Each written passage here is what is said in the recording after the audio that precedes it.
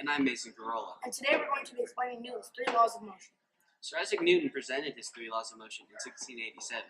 His first law states that an object that is not moving will continue to not move, and an object in motion will stay in motion unless acted upon by an outside force. Let's turn it over to Kathryn in the field for an example. Jason, I'll use this car to demonstrate. When it is stationary and it has a balanced or no net force, it stays stationary. Also, when it is in constant motion and it has a balanced net force, it will stay in that constant motion.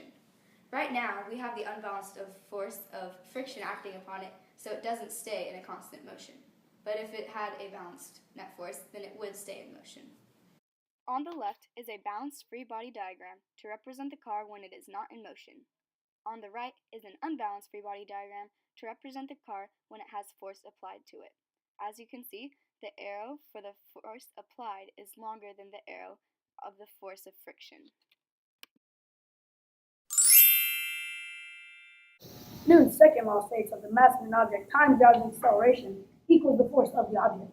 In other words, if the object has an unbalanced force in one direction, then it will accelerate in that direction. Let's go back to KP for another example. The second law states that force equals mass times acceleration. Therefore, an object with more mass should accelerate less than an object with less mass when the same force is applied to both objects. There you have it.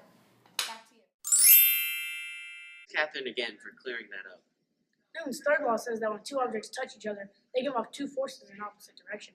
Also, the force given off is equal for both objects. And here's KP for another example. Newton's third law states that for each action, there is an equal and opposite reaction. For instance, when I push against this wall, it looks like only my hand is exerting force. However, the wall is exerting the same amount of force on my hand. Each are exerting the same amount of force in opposite directions.